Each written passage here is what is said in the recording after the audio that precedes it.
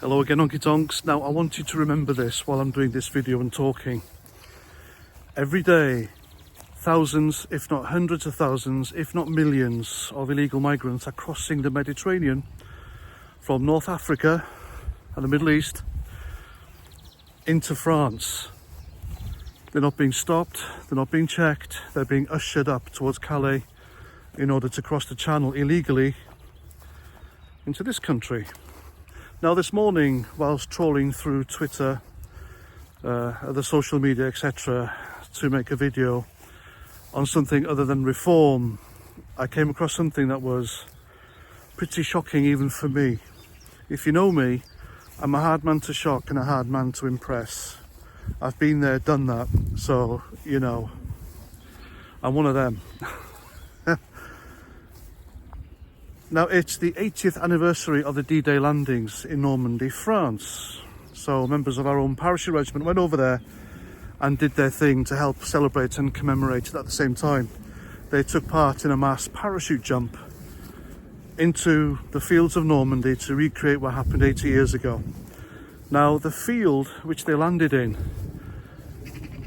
it was like something out Monty Python. It really was. They were met by French officials dressed like Inspector Clouseau, the funny hat and everything. One of them even had the thin moustache, and I'm not joking. And then they were made to check in. They were made to present their passports and check in with these people who had tables laid out in the field. Honestly, it was like something out of Monty Python. It was pathetic, petty, over-bureaucratic and quite shocking. And I was quite disgusted, to be honest with you. Now, as you all know, I'm an ex-squaddie, so it kind of hit home with me, because I understand service to one's country. Now, I've made this video 5 or 6 times on this field because I'm struggling to find the words. I am quite incensed by it. But it just shows to me how ungrateful and how quickly the French forget what the British have done for them. The sacrifice. I mean, D-Day, back then, brave men and boys stormed the beaches to fight for what they were told was the preservation of freedom, democracy, and the end to Nazi tyranny. How's that working for us, I wonder? Yeah, exactly. I can't imagine the generation of today doing it, the woke pronoun them. I can't imagine them doing it, grabbing a rifle, putting their lives on the line, storming an MG42 post, a concrete bunker, Nazi fanatics who wanted to kill them. Wouldn't happen, would it? We were built differently back then. We were better back then, unlike today, sadly. But it just shows really the pettiness of people who hate us and are quickly to forget. You know, it's not just the French, it'll be the EU behind all this. It'll be people who are still upset over Brexit. It'll be people who want things and hoping that things get really bad for people simply because we voted for Brexit and it proves their point. Really, there'll be people in the armed forces, there'll be generals who are pro-EU, pro-Remain, upset about Brexit.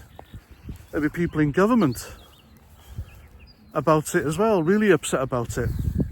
Maybe it was them who insisted, right, take your passports, put it in a waterproof bag and present it to the officials, because that's how we do things.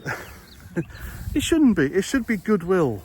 We sacrificed a whole generation back in World War II so France could have her country back. And this is how they repay us. There's a few towns in France as well who are celebrating the D-Day event, but not having the Union flag. They're having the flags of every other nation involved apart from ours. Why? Bloody ingrates. If there's one thing I detest, it's ingratitude.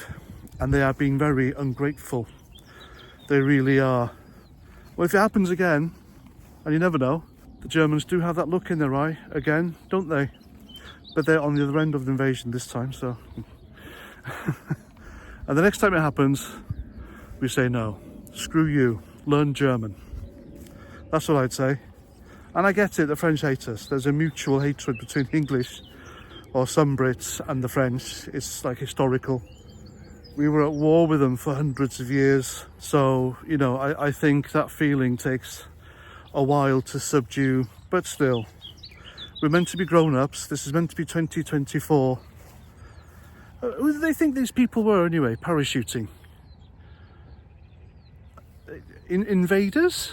Not the goodwill gesture of a friendly nation and the armed forces, the paras, to make a spectacle of it. That's what it was. It was a spectacle. It was to make an example of Britain. This is what happens when you leave the EU. When you land in the fields with your army, as a goodwill gesture for that celebration, we'll have tables out. You have to have your passports. What are they going to do? Run off into the Hulu countryside and work illegally for some restaurants?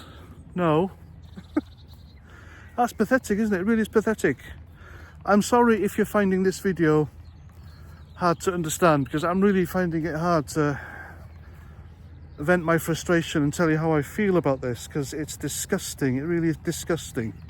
We haven't had Brexit yet. The sooner we're out, the better. Properly, out. That's what I voted for in 2016. Away from EU bureaucracy. Away from an organisation that takes our money and then gives you a bit and expects you to be thankful for it. Oh, EU paid for that. No, it wasn't. It was our money. Don't get me into that. Oh, anyway, it was really pathetic. You should see that video. It's pathetic. It really is. They didn't ask for our passports back in June 1944, did they? Wankers. Ah, bloody hell, I tell you. Anyway, that's me done. If you like what I do, then please subscribe, like, share, comment. I like that stuff. And until the next time, I'm Paz49 and Roger Trout.